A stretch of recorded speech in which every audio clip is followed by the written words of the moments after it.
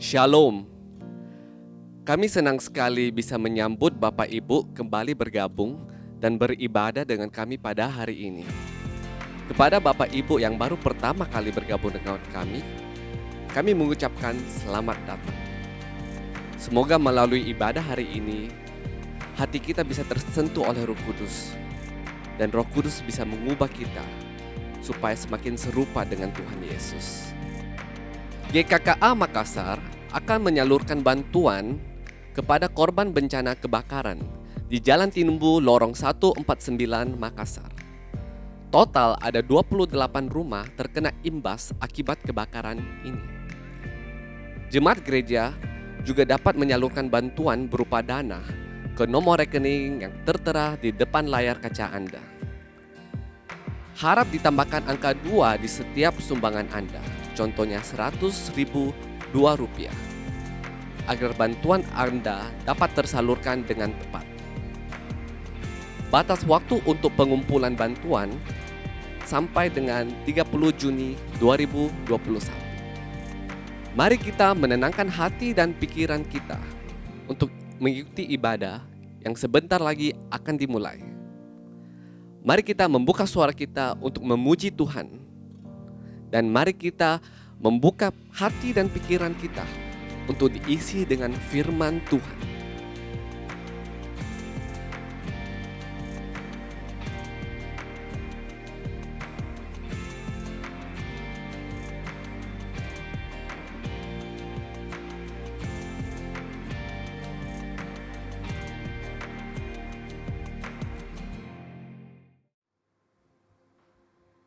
Shalom, apa kabar semuanya? Kita bersyukur kepada Tuhan. Pada hari ini kita boleh diberi kesempatan untuk kita boleh datang untuk menyembah Tuhan. Mari kita mau masuk ke hadirat Tuhan. Kita bersyukur untuk segala kebaikan-kebaikan Tuhan. Sebab Tuhan kita Tuhan yang baik, amin. Yang percaya bahwa Tuhan kita yang baik boleh lambaikan tangan. Haleluya. Mari kita berseru memanggil nama Tuhan. Sebab hanya Dia Tuhan yang layak untuk kita sembah dan kita tinggikan. Apapun persoalan yang saat ini mungkin sedang kita hadapi, percayalah bahwa Tuhan kita adalah penolong yang setia. Dia adalah kekuatan kita. Dia tahu apa yang menjadi segala kebutuhan kita. Dan pada saat ini, mari kita naikkan ucapan syukur kita hanya kepada Dia. Kita berseru memanggil nama Tuhan. Biar hadirat Tuhan melawat akan setiap kita. Terima kasih Yesus. Terima kasih Tuhan.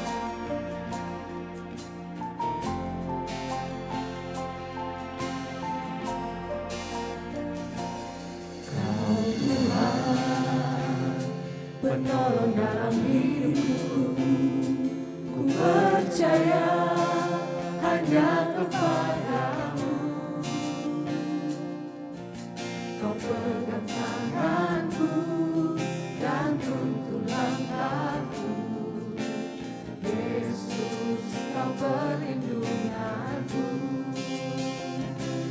Kau Tuhan, kekuatan dalam hidupku, penolongku dalam kesesakan.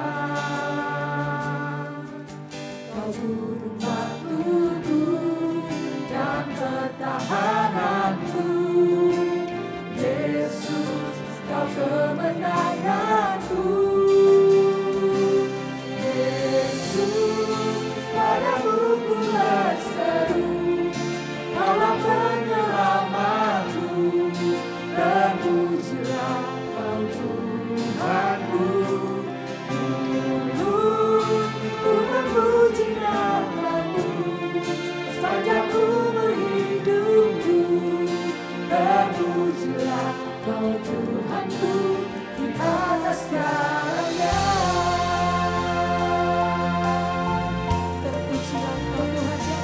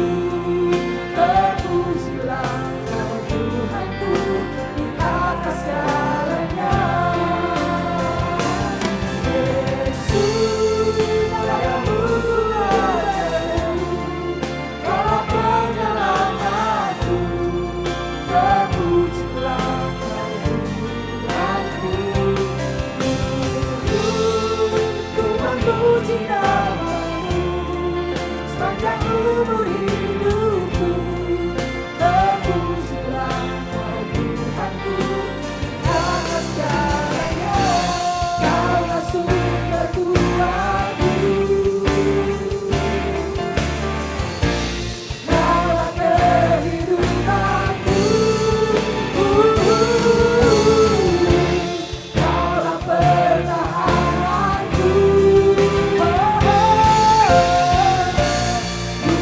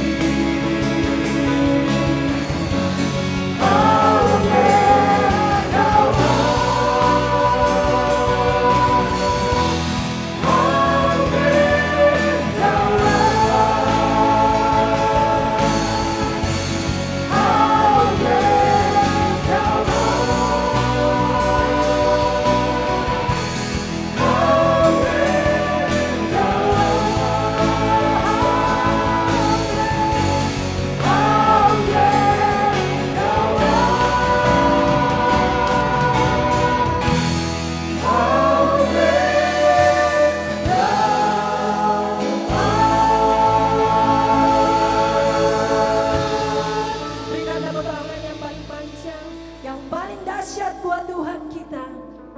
Haleluya. Terpujilah akan nama-Mu ya Tuhan di tempat yang maha kudus.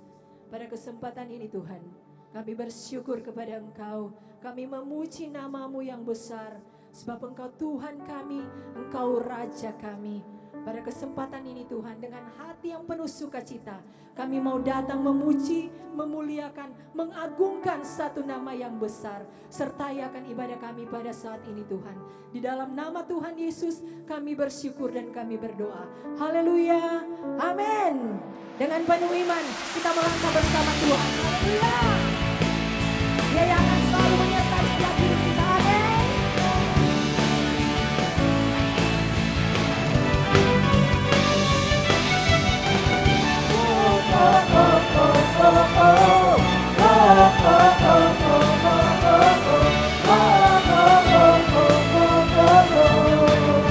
Bersama-sama katakan, dengan imanku berjalan bersamamu Yesus Tuhan, memandang pada tujuan. Yes, janjimu pengharapanku, firman-Mu terang jalanku, Yesus kau sumber kuatku.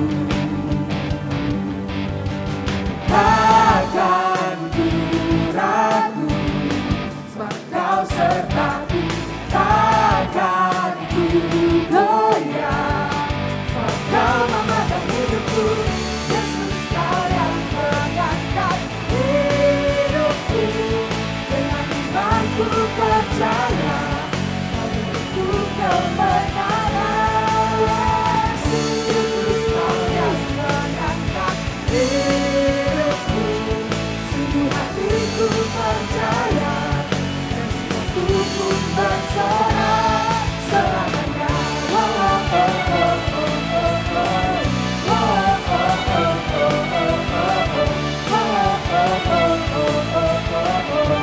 Jemaat yang di rumah boleh katakan, dengan imanku berjalan bersamamu Yesus Tuhan, memandang pada tujuan.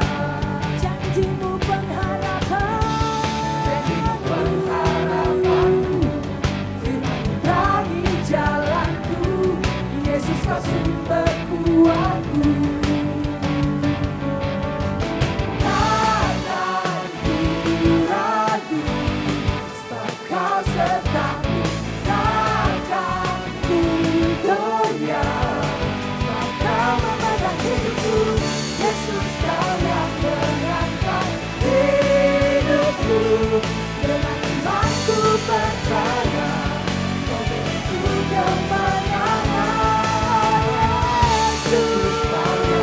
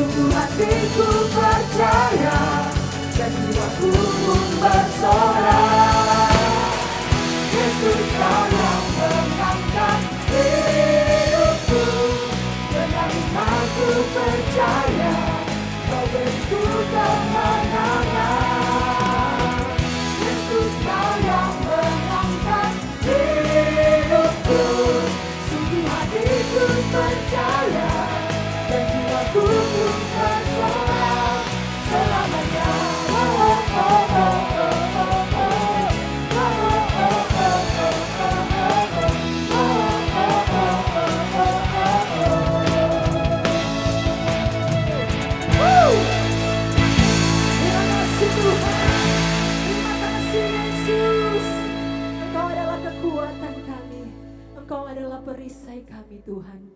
Dengan iman kami percaya hanya kepada Engkau. Apapun yang terjadi di dalam kehidupan kami Tuhan, kami percaya Engkau hadir di sana bersama-sama dengan kami. Mungkin pada saat ini, apa yang kami pergumulkan, belum kami peroleh Tuhan. Tetapi kami percaya bahwa Tuhan tidak pernah meninggalkan kami. Tuhan selalu menyertai kami, sebab Engkau adalah Tuhan kami yang baik. Engkau Tuhan kami yang setia. Kami tidak akan takut, kami tidak akan gentar.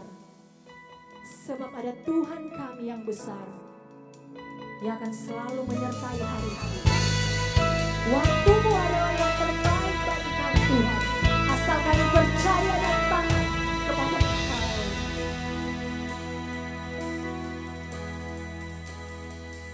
Bila Kau izinkan sesuatu terjadi, ku percaya semua untuk kebaikanku. Bila nanti telah tiba waktumu, ku percaya kuasa-Mu memulihkan hidupku. Waktu Tuhan pasti yang terbaik, walau kadang tak mudah dimengerti. Lewati cobaan, ku tetap percaya waktu Tuhan pasti yang terbaik. Amin Tuhan. Waktumu yang terbaik bagi setiap kami. Dan kami percaya Engkau Yesus. Bila Kau izinkan sesuatu terjadi, ku percaya semua untuk kebaikanku. Bila nanti telah tiba waktumu, ku percaya kuasa-Mu memulihkan hidupku.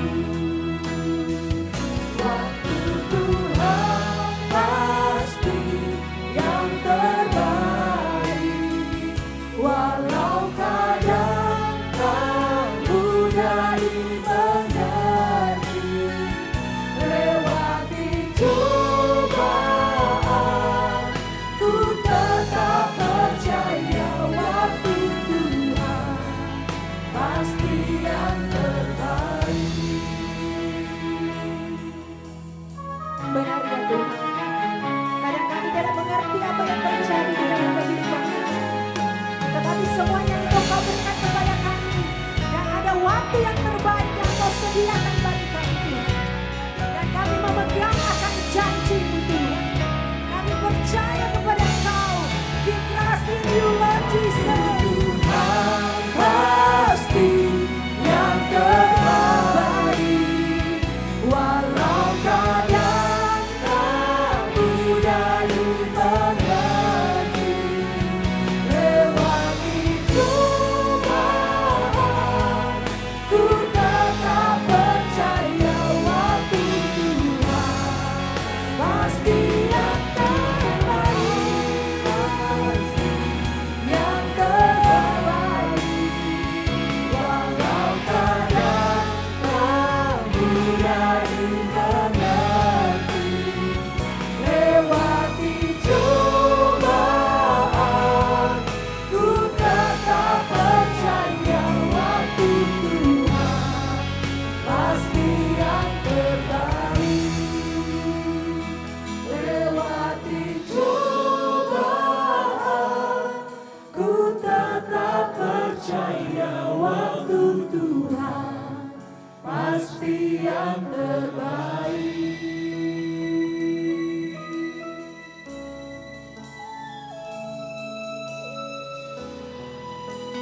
Tuhan, ini pengakuan iman kami Tuhan di hadapan Tuhan.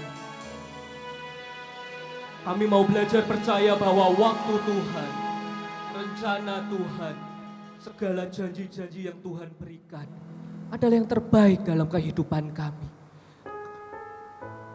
Kami bersyukur kalau setiap lagu yang kami sudah naikkan, setiap doa yang kami panjatkan, mengingatkan kami kembali bahwa kami punya Tuhan, Tuhan yang tidak pernah meninggalkan kami. Dan kalau saat ini kami mau berdiam diri mendengar berita firman, kami ingin mendengar isi hati Tuhan. Tuhan berikan roh hikmat-Mu di tengah keterbatasan kami, di tengah kebutaan kami yang seringkali hanya melihat masalah dan masalah. Tapi kamu mau belajar melihat kembali janji Tuhan, arti penyertaan Tuhan. Kiranya Engkau yang berbicara dan mampukan kami untuk boleh mendengar berita firman dan menyimpannya dalam hati serta menghidupinya. Di dalam satu nama Tuhan Yesus Kristus sang sumber hikmat kami berdoa. Amin. Shalom, jemaat Tuhan yang terkasih. Sungguh merupakan satu hal yang indah kalau di tengah tantangan hidup yang kita jalani setiap harinya, Tuhan terus berfirman kepada kita. Tuhan terus memberikan kita kekuatan demi kekuatan melalui berita kebenarannya. Bapak Ibu Saudara, saya mengajak setiap kita boleh membaca bagian Alkitab kita yang terambil dari Ayub 42 ayat yang pertama dan kedua dan dilanjutkan ayatnya yang kelima. Ayub 42 ayatnya pertama dan kedua dilanjutkan ayatnya yang kelima. Maka jawab Ayub kepada Tuhan, aku tahu bahwa Engkau sanggup melakukan segala sesuatu dan tidak ada rencanamu yang gagal. Hanya dari kata orang saja aku mendengar tentang Engkau, tetapi sekarang mataku sendiri memandang Engkau. Bapak Ibu Saudara, tema khotbah kita hari ini adalah respons iman di tengah penderitaan. Seorang novelis ternama William Shakespeare pernah berkata, every new morning there is a new suffering. Di setiap hari yang kita jalani, di setiap hari yang baru itu muncul penderitaan yang baru. Bapak Ibu Saudara, bukankah demikian faktanya? Karena memang selama kita masih hidup di bumi, setiap harinya kita tidak bisa mengelak dari yang namanya penderitaan dan kesulitan. Penderitaan itu pasti memasuki pintu setiap orang dengan cara tertentu. Dan Alkitab juga tidak pernah menghindar atau menyembunyikan kengerian, mengecilkan makna dari penderitaan itu sendiri. Alkitab jujur di dalam menyampaikan, menyajikan masalah penderitaan yang kadang-kala nampak begitu aneh dan gelap. Yang bahkan kalau penderitaan itu dibikin serial di Netflix, kita sendiri nggak akan nonton. Tapi Bapak Ibu Saudara, sebelum kita melangkah lebih jauh, mari kita persamakan persepsi kita terlebih dahulu akan apa yang namanya penderitaan. Bahwa di sini penderitaan yang dimaksud adalah bukan penderitaan akibat kesalahan kita sendiri. Karena seringkali kita salah kaprah di dalam memaknai penderitaan. Suatu hari seorang jemaat datang kepada saya, dia mengeluh, Pak Roni, hidup saya 3 bulan terakhir ini begitu gak enak sengsara sekali hidup saya. Menderita banget gitu loh Pak. Loh kenapa? Istri saya itu Pak, sekarang sudah berubah. Gak seperti dulu lagi. Dia gak lagi sayang sama saya. Dulu istri saya begitu perhatian, tetapi yang terjadi 3 bulan ini, saya makan sendiri, nyuci sendiri. Tidur pun sendiri. Bapak Ibu Saudara, ini yang dikeluhkan sang suami. Tapi setelah beberapa hari kemudian saya bertemu dengan istrinya. Saya menanyakan apa yang terjadi sesungguhnya, mengonfirmasi. Ternyata suaminya memang sejak setahun belakangan ini sudah berubah sikap. Suaminya yang justru tidak memenuhi kewajibannya sebagai seorang suami. Suaminya ini bahkan ternyata sudah mendua hati. Ini berarti istrinya berubah sikap karena suaminya terlebih dahulu nggak beres. Ini berarti si suami menderita akibat kesalahannya sendiri. Dan bukan penderitaan macam itu yang kita maksudkan hari ini. Karena kalau penderitaan semacam itu kita nggak ngomongin soal beriman, tapi kita ngomongin soal bertobat. Bapak Ibu Saudara, kita lanjut. John Ortberg pernah melakukan penelitian atas pembentukan spiritualitas seseorang. Jadi dia bertanya kepada ribuan orang, dia mencari faktor apa yang mempengaruhi pertumbuhan rohani seseorang. Faktor apa yang berperan di sana? Kalau saya tanyakan kepada Bapak Ibu Saudara di sini, faktor apa kira-kira yang mempengaruhi? Oh, mungkin jawaban kita memang akan beragam. Tetapi yang menariknya di posisi puncak, posisi nomor 1, jawabannya bukanlah ibadah di hari Minggu seperti yang kita lakukan sekarang. Jawabannya juga bukan kelompok kecil, komsel-komsel, dan bukan juga pembacaan buku-buku teologi yang dilakukan secara pribadi, tetapi jawabannya di top list itu adalah penderitaan. Iya, penderitaanlah yang seringkali menyadarkan kita dari tidur rohani yang nyenyak itu. Ada banyak kita menemukan Tuhan justru saat kita itu mengalami penderitaan. Ketika penderitaan itu menekan kita sedemikian rupa. Dalam keseharian ketika everything is okay, segala rencana kita itu tercapai, kebutuhan-kebutuhan tercukupi, kita itu biasanya abai sama kehadiran Tuhan. Tetapi yang terjadi ketika muncul gelombang, lalu terjadi goncangan, maka ketika masalah demi masalah itu bertubi-tubi menekan kita, maka dengan mudahnya kita itu mencari, bertelut di hadapan salib Kristus. Maka C.S. Lewis dalam bukunya Problem of Pain menulis, penderitaan itu menyatakan kebenaran dan menaklukkan jiwa yang memberontak. Iya, ternyata penderitaan ketika kita respons dengan tepat, justru membawa kita itu mendekat kepada Tuhan. Inilah yang akan kita coba lihat pagi ini, bahwa Tuhan menghendaki anak-anaknya untuk memiliki respons iman yang tepat di tengah adanya penderitaan. Pertanyaannya sekarang, kenapa perlu respon iman yang tepat? Karena seringkali respons yang muncul adalah life is not fair. Seruan-seruan yang mengatakan bahwa Tuhan itu engkau gak adil sama hidup saya. Iya benar. Karena berbicara penderitaan seringkali bukan hanya soal bahwa siapa aja kita pasti mengalami, tetapi juga yang membuat dahi kita mengernyit adalah kita yang secara status Kristen ini, kita yang KTP-nya Kristen ini, kok justru malah lebih sering ya dapat door prize yang namanya penderitaan itu. Sehingga gak jarang kita jadi bertanya, Tuhan, ini sistem komputer di gereja lagi kena virus kah? Error kah? Karena seharusnya kalau hal-hal yang buruk itu jatuhnya ke orang jahat dong. Kalau orang-orang yang baik, dapatnya hal-hal yang baik juga dong. Saudaraku, kalau itu yang kita pikirkan, selamat datang di dunia Ayub. Kisah Ayub merupakan salah satu sastra tertua terbaik sepanjang masa. Kita sudah sering mendengar siapa itu Ayub. Dikatakan Ayub itu saleh dan jujur. Ayub itu takut akan Allah. Ayub itu menjauhi kejahatan. Bahkan Tuhan sendiri berucap di ayatnya yang ke-8, there is none like him. Artinya apa? Gak ada seorang pun di bumi ini seperti Ayub yang saleh, jujur, takut akan Allah dan jauhi kejahatan itu. Jadi Ayub ini udah saleh, dia itu kaya. Sultan Andara aja kalah, sahamnya Ayub ini banyak Bapak Ibu Saudara. Dan Ayub bukan hanya itu, Ayub ini juga ayah yang baik dan suami yang setia. Oh ini paket lengkap, komplit. Idaman semua ibu-ibu di GKKA bukan? Martin Luther pernah menggunakan 2 kata untuk menggambarkan siapa Ayub.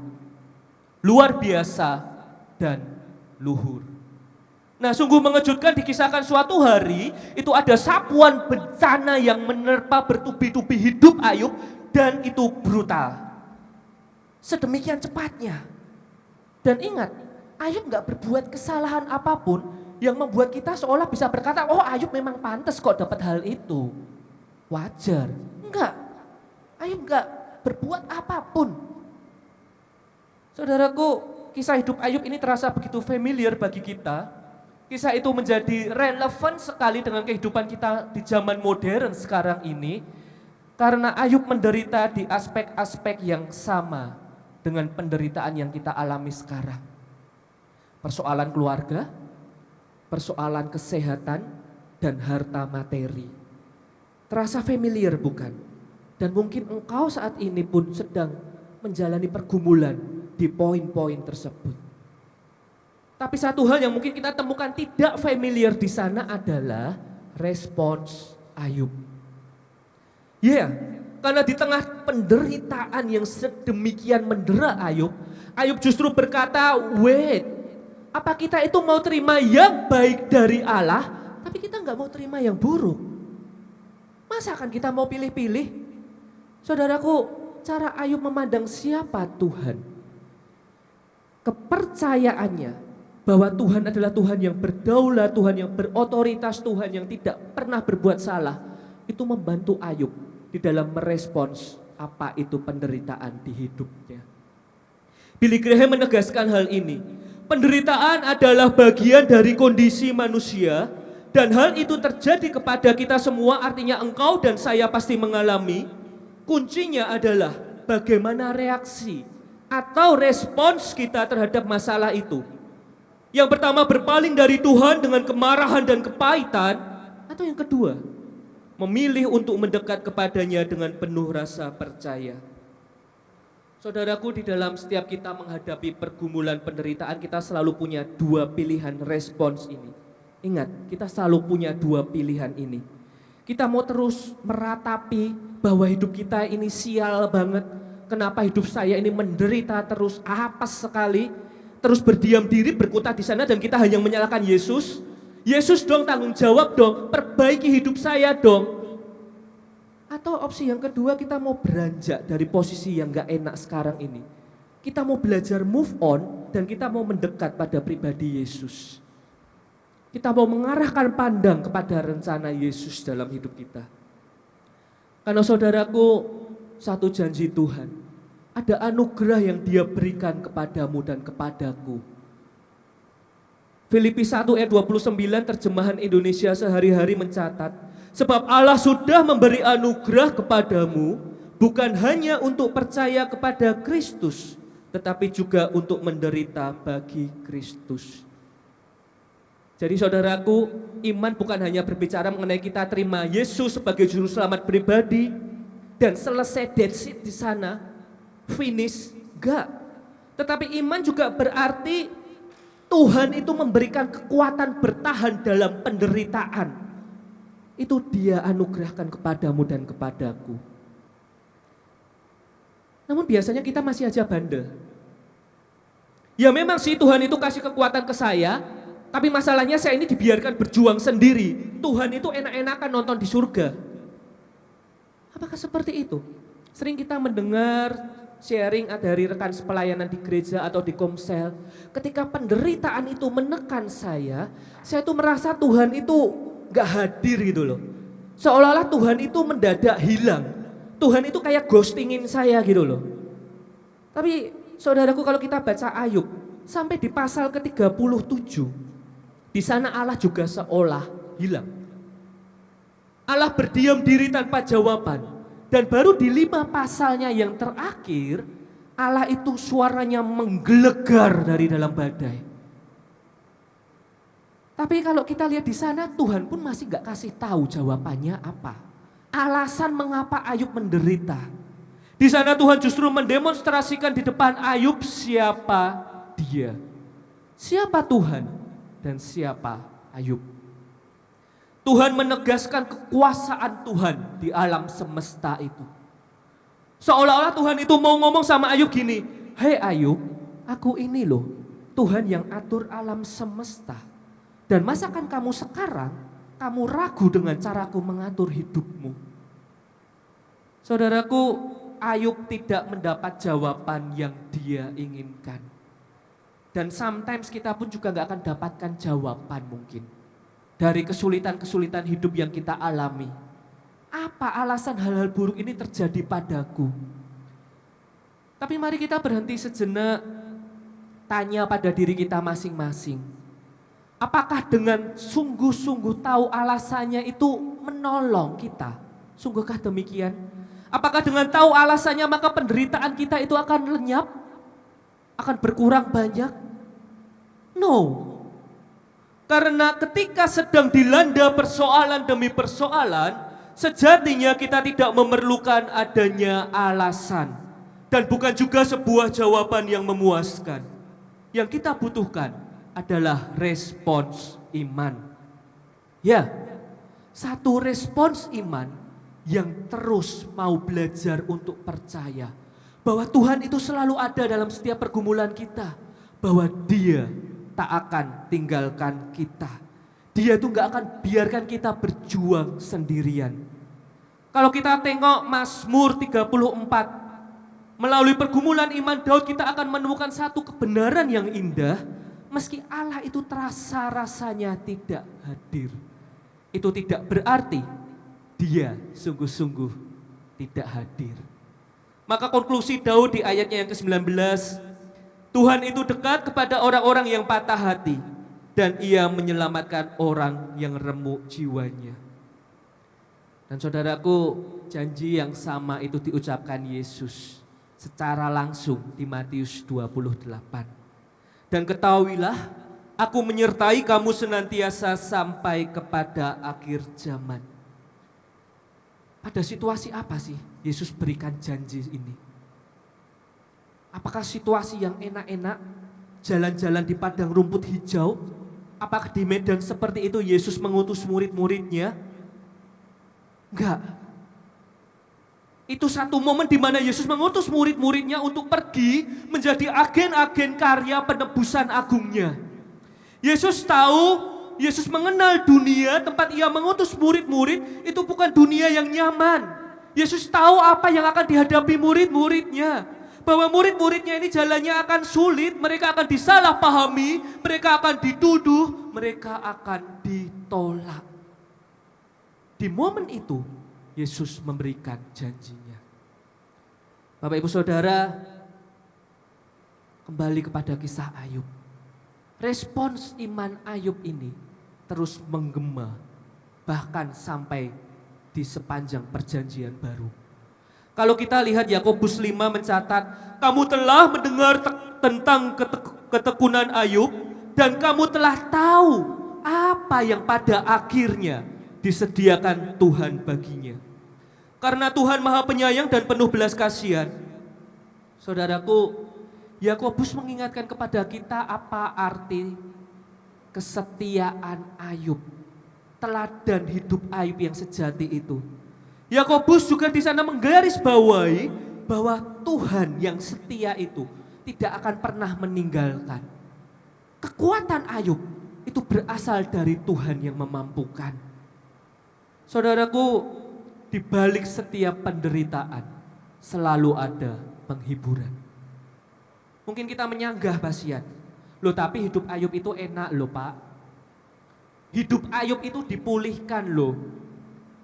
Ada penghiburan kok dia terima kok.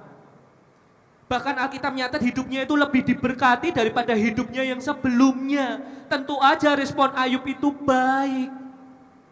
Saudara, benarkah demikian?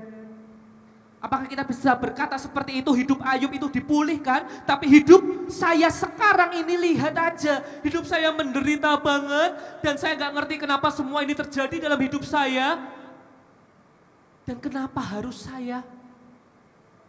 Mari kita lihat pasal 42 ini kembali. Perikop yang diberikan LAI, keadaan Ayub dipulihkan, itu ada dicatat mulai ayat ke-7. Tetapi yang menarik, pengakuan iman Ayub itu ada di 6 ayat sebelumnya. Artinya apa? Ayub mengucap janji iman sebelum keadaannya dipulihkan. Dia sudah menang bahkan sebelum ada perubahan keadaan. Bapak Ibu Saudara, mungkin banyak di antara kita ini menganggap jawaban dari setiap pergumulan hidup kita, persoalan yang kita alami itu adalah perubahan keadaan. Ketika persoalan demi persoalan itu sudah diangkat dari hidup kita. Melainkan kita hari ini akan melihat bahwa solusinya itu bukan itu. Solusinya bukan dari luar perubahan keadaan, melainkan perubahan dari dalam. Bagaimana respons iman kita? Respons iman yang benar bukanlah hasil dari perubahan keadaan. Respons iman yang benar muncul karena percaya pada otoritas Tuhan. Saudaraku, biarkan penderitaan yang kita alami di dunia ini menjadi satu sekolah iman. Setiap penderitaan yang kita rasakan justru menjadi sekolah iman. Justru melalui adanya penderitaan kita ini bisa mengetahui bahwa Tuhan itu selalu ada dalam hidup kita. Setiap musimnya Tuhan ada. Bagi orang-orang yang takut akan Tuhan, iman itu akan selalu terus mencari jalan keluar dan mencari jalan keluar untuk bertumbuh. Saudaraku, mari kita tundukkan kepala. Saudaraku, apakah sekarang engkau sedang berada dalam pergumulan yang berat? Apakah engkau sedang menderita sakit fisik yang membuatmu lemah? Adakah engkau mengalami kecelakaan dan itu mengakibatkan kecacatan? Mungkin saat ini keuanganmu goyah, bahkan merosot secara tiba-tiba. Atau saat ini engkau sedang ditinggalkan orang terkasih. Dan itu tiba-tiba. Bahkan kita tidak sempat mengucapkan kata terakhir. Dan saat ini kita masih aja gak ngerti. Saat kita mengikuti ibadah pagi ini, kita menaikkan pujian tadi, kita menaikkan doa-doa kita tadi. Ketika kita duduk diam mendengar berita firman ini, kita masih aja berteriak di hati kecil kita, Tuhan, mengapa terjadi pada saya? Adakah engkau terus-menerus mencari alasannya? Saudaraku, saya katakan, jangan terus fokus pada the why-nya. Jangan terus menerus tanya, Tuhan kenapa dan kenapa dan kenapa.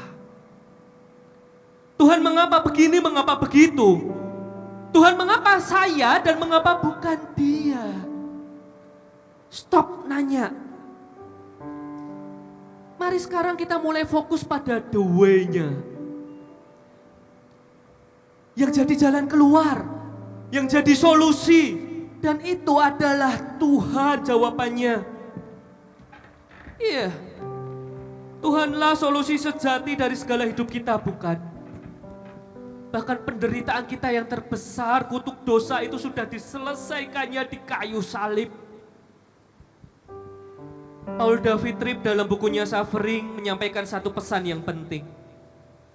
Injil itu menjadi harapan ketika kehidupan menjadi sulit untuk dimengerti. Saudaraku,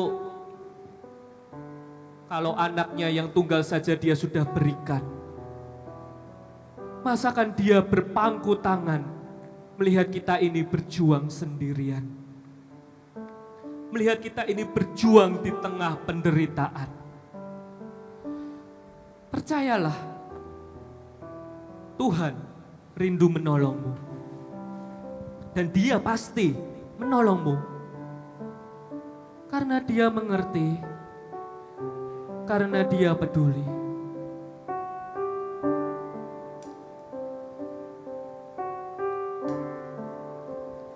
Dia mengerti, dia peduli. Pandang salib Kristus, Persoalan dia yang sudah memberikan nyawanya di kayu salib. Saat ini dia mengarahkan pandangnya kepadamu. Dia mengerti persoalanmu. Dia mengerti kesulitanmu. Dan gak hanya mengerti, dia pun rindu mengangkatmu keluar dari lubang terdalam yang gelap itu. Namun satu yang dia minta, Saudaraku, dia cuma minta satu hal. kita Percaya. sampai mujizat menjadi nyata. Biarlah lagu ini boleh menjadi ucapan iman kita pada Tuhan. Kami bersyukur Tuhan, Kau mengerti persoalan kami dan Kau gak berdiam diri. Persoalan yang sedang terjadi, Kami bersyukur kami punya Tuhan yang tidak pernah meninggalkan kami. dia peduli. Terima kasih Tuhan, terima kasih. Persoalan yang kita alami, Amin. Amin. namun satu yang Dia minta. Ini janji kami Agar Tuhan. kita percaya Kami mengangkat tangan padamu. sampai mujizat Kami mau percaya padamu. menjadi nyata. Saudaraku, Dia mengerti, Dia peduli. Dan Dia cuma minta satu hal, supaya kita ini percaya penuh kepadanya. Percaya penuh. Mari kita tunduk kepala, kita berdoa. Ya Bapa, terima kasih. Tuhan selalu ada buat kami. Tuhan ada di saat suka.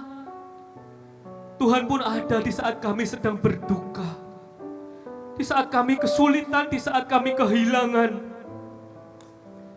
Ini kami Tuhan dengan segala kesulitan kami. Dengan segala pergumulan hidup kami.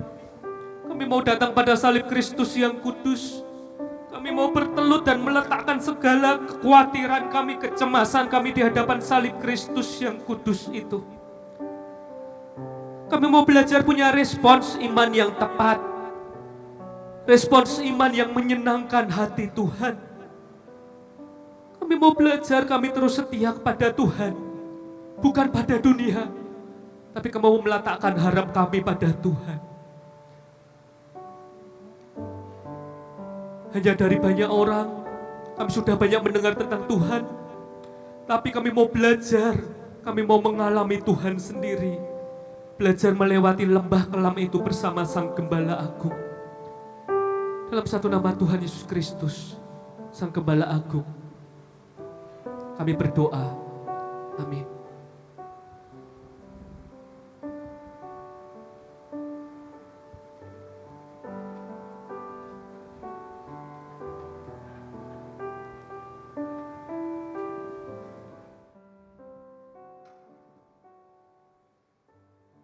Terima kasih kepada Evangelis Roni yang telah menyampaikan firman pada saat ini.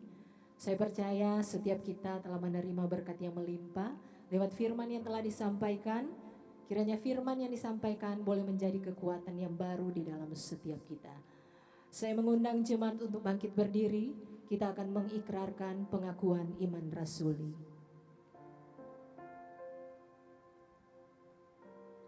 Pengakuan iman rasuli. Aku percaya kepada Allah, Bapa yang Maha Kuasa, Khalik langit dan bumi, dan kepada Yesus Kristus anaknya yang tunggal Tuhan kita, yang dikandung dari Roh Kudus, lahir dari anak darah Maria, yang menderita sengsara di bawah pemerintahan Pontius Pilatus, disalibkan, mati dan dikuburkan, turun ke dalam kerajaan maut. Pada hari yang ketiga, bangkit pula dari antara orang mati, naik ke surga, duduk di sebelah kanan Allah, Bapa yang Maha Kuasa, dan dari sana Ia akan datang untuk menghakimi orang yang hidup dan yang mati. Aku percaya kepada Roh Kudus, gereja yang kudus dan am, persekutuan orang kudus, pengampunan dosa, kebangkitan orang mati, dan hidup yang kekal. Amin. Di dalam setiap musim kehidupan kita, apapun yang terjadi, tetap percaya dan taat kepada Tuhan. Sebab ada mujizat yang akan terjadi kepada setiap orang yang percaya kepada Dia. Kita puji akan nama yang kudus. The name of the Lord our God, oh praise His name forevermore, for endless days we will sing your praise, oh Lord our God. Oh praise the name of the Lord our God, oh praise His name forevermore, for endless days we will sing your praise, oh Lord our God. Pujilah nama Tuhan. Yes, Jesus. We praise your name.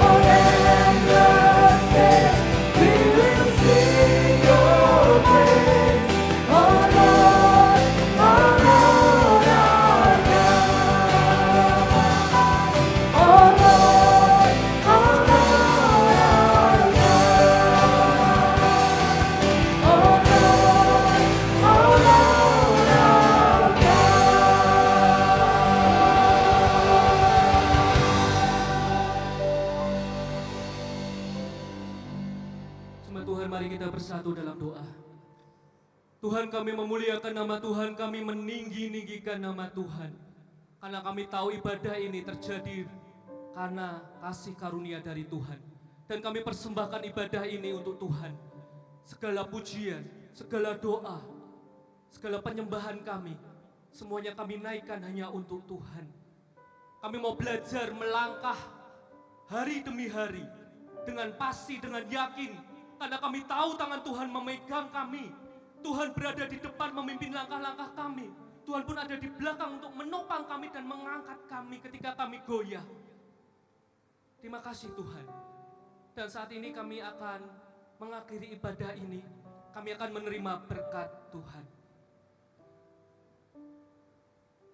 Jemaat Tuhan, ketahuilah bahwa Tuhan memberkati kita dan melindungi kita. Tuhan menyinari kita dengan wajah-Nya dan memberikan kita kasih karunia. Tuhan mengarahkan wajah-Nya kepada kita dan memberikan kita damai sejahtera hari ini, sekarang ini, dan sampai selama-lamanya. Amin. Jemaat Tuhan, ibadah kita sudah selesai. Mari kita berjalan dengan iman bersama dengan Tuhan. Tuhan Yesus memberkati kita semua. Amin.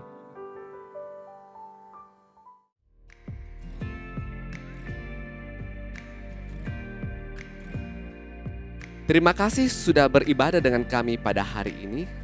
Selamat hari Minggu. Sampai ketemu di ibadah selanjutnya. Tuhan Yesus memberkati.